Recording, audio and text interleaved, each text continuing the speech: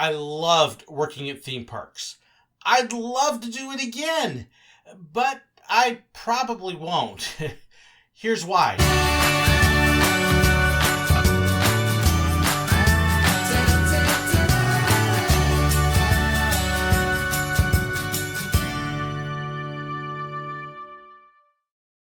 So I absolutely loved my time working at theme parks. I loved my time at Disney as a photographer. I loved being a goofball Rhino Rally driver. I had a blast as a train robber and conductor. I would love the opportunity to do it again. I think it would be an absolute blast. But I probably won't. And there's a number of reasons for that. It's not because I didn't enjoy the job. I absolutely did. I loved being with the guests and teasing them and joking around and laughing at them sometimes when they were really silly and dumb. It was just a great time. There wasn't anything... I mean, honestly, the jobs I did as a photographer and as a robber and everything were perfect for me. I love taking pictures. I love taking pictures of people. I love watching them enjoy their day and helping make their day even better. And that's what I did as a photographer, was I was capturing those amazing moments that they had with people. I was watching them and making sure that mom or dad or whoever wanted to play photographer got in so they could enjoy the moment and get everybody in there. I saw so many amazing moments, and it was such an incredible privilege to be able to capture that on photo. Busch Gardens in Silver Dollar City, I got to help make those moments.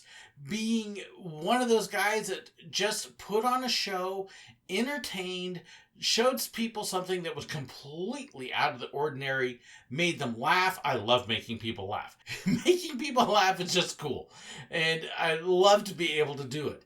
And I had the privilege of being able to do that and completely go outside of what many people think of as normal. Honestly, I go to meetings with other pastors and ministers, and the big joke is that, oh yeah, there's that train robbing pastor. Even though it's been 8 years since I last robbed a train, it's still the ongoing joke when I get together with friends and other ministers. I'd love to be able to go out and do it again. I've actually talked a little bit to Silver Dollar City about doing it again. But there's a number of reasons why it just won't happen. One, with Disney, I'm not going to move back to Florida or California. California is just too expensive. There's no way I could afford to live in California. Just no. Florida, we had our 7 years there. That was amazing. I don't like the weather. I don't like the fire ants. I don't like the bugs. I don't like the sickness. All that, just after 7 years, you're done. I am so grateful to be at a place that has seasons and beautiful seasons. Fall is amazing. Spring, everything blooms. Winter, you've got snow. And just as you're about to get sick of one part, hey, you're ready for another one. So I have no desire to move back to Florida. I loved a lot of the people there, but 7 years is plenty. So Disney is not going to happen in either location. It's just not. So why not Silver Dollar City? With the changes and the move and everything else, I've had a lot of people ask, aren't you going to go back? Why aren't you going back? So there's a number of reasons. One, because of what we're doing, I need a flexible schedule. I need to be able to travel because I am traveling and speaking and doing a lot of other things like that. Silver Dollar City doesn't offer that kind of a flexible schedule. So that's one strike. I'd love to do it, but like I said, I've got to be able to have the time, not for even for theme park trips, but other stuff. I do a lot of work. I speak at different churches and other things on Sundays, and Silver Dollar City would not allow me to do that. That's still my priority. Issue is pay as well. They don't pay a lot. The side job I've got right now actually pays a lot more than what Silver Dollar City would. But the bigger issues, there's two really. One, I don't know if my health would let me do 8, 10, 12-hour days out there in the sun. It would put a big strain on my heart. If you haven't been watching the channel for a while, I do have a small heart condition. It's basically, I literally have a huge heart, a big heart. Not a huge heart, but it's a big heart. The muscle in the middle of my heart is actually enlarged a little bit. It's not a danger as long as I keep under treatment, but there's certain physical things I can't do, like heavy lifting and strenuous stuff, and honestly, a day working out Silver Dollar City could potentially push that a little bit, depending upon what I was doing. There were days on the train that definitely would have pushed that. So there's the health issue that's there. There's the long days. There's the lack of pay. The other thing, though, that comes into play with Silver Dollar City is something called a conflict of interest. One of the things I love to be able to do with the channel is to talk about my time working at the parks, to talk about what it was like to train, to go through the training, to work, the funny moments, talk about some of the great guest moments and the not so great guest moments. And because of that, there are times when I share things that a representative of the park maybe shouldn't share. I don't share secrets. I work very hard on making sure I don't violate any NDAs, non-disclosure agreement.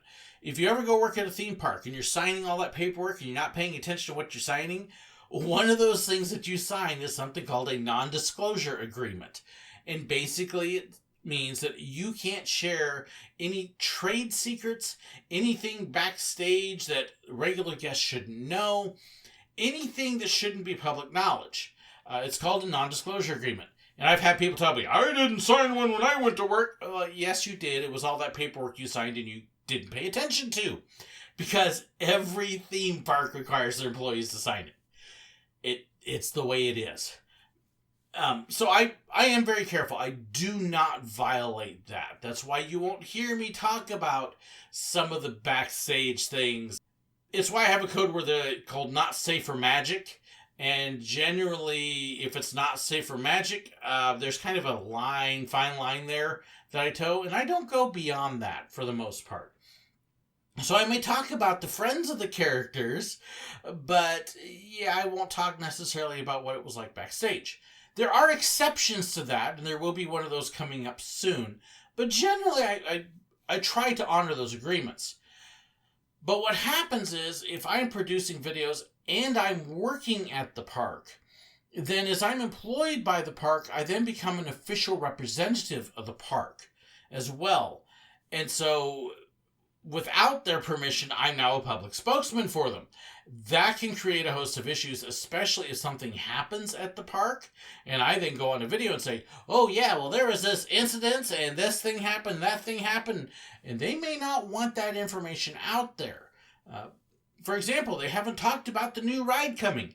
They're rebuilding Fire in the Hole. It's a brand new Fire in the Hole version over at Fireman's Landing, and they're closing the old one.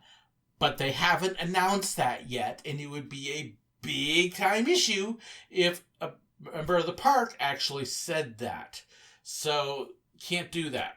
So, the conflict of interest is real. I would not be able to produce videos while working at the park. And I like producing my videos. I like going out and meeting people. I don't want to stop that. So, that really right there, that pretty much kills any chance of me ever working at the park as a regular employee again. So, what does it mean? Well, what it does mean, though, is I am still trying to work with PR, and I've actually got to get a hold of them again now that I've moved closer to the area, on trying to do some other things behind the scenes. If you saw the video that I got to do about morning train preparation, I love doing that. I'd love to be able to do some other videos similar to that, showing some of the other workings of the park, possibly talking with some of the other people who work at the park and sharing their stories and trying to get it cleared through PR. So I am in the process of working on that. We did actually talk at one point with one of the supervisors about the possibility of a guest day robbing, where me and one or two of the other guys who used to rob also came out, and we all spent a day robbing trains, doing our old stuff, and taking any money we got and donating against charity. Unfortunately, what we run into there is problems of insurance and liability because we're not park employees. We'd be doing things out there that only park employees have been trained for and covered for and are insured for. We talked about the possibility of an employee for a day, and that just really wasn't practical. And so it was one of those that, hey, that's a cool idea. We'd love to do it. And then the legalities come in. And if it was like 10, 20 years ago, sure. But we can't really do it now. Would have loved to have done that. But it doesn't look like that's going to happen.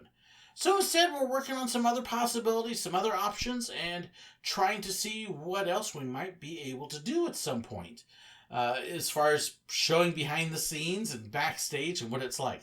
So I do have some things in the work. I've got a couple previous and current employees I'm trying to work with and get clearance on it to be able to do some interviews. I do have some really cool other stuff coming up with other past employees at Disney as well as some other people who know some things. So keep an eye open for that.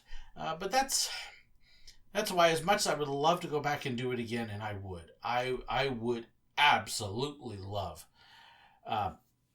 Silver Dollar City won't let me do it in any capacity. So anyways, there's the reason. That's the answer to the question I get a lot.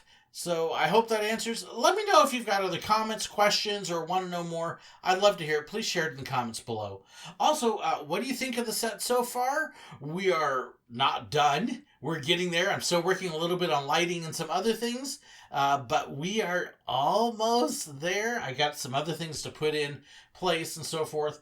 You can't see it, but there's a green screen there. And then still got file cabinets to move and other stuff.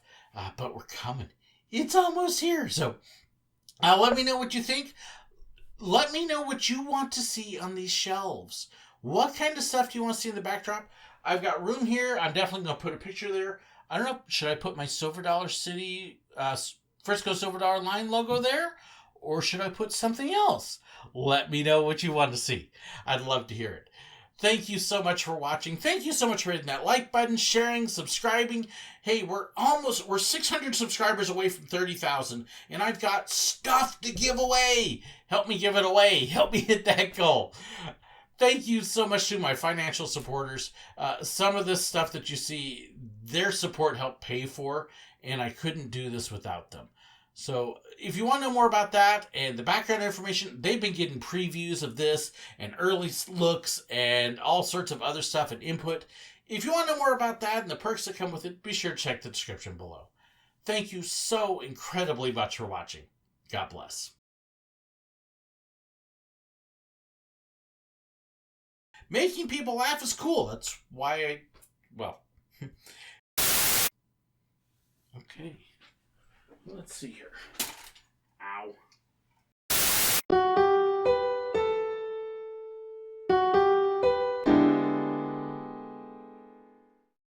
Thank you so much for watching. If you'd like to know about contact information, fan pages, merchandise, and more, please be sure to check the description below. If you enjoyed this video and you'd like to know when I have new ones, well, make sure you hit that subscribe button right up there. And if you want to see another one of my videos, well, I've got a great one for you right here. And a huge thank you to these wonderful people here who support me on Patreon and with YouTube memberships. They get behind the scenes information, special perks, and more. If you'd like to know more about that, well, make sure you check that button right there. Thank you so much.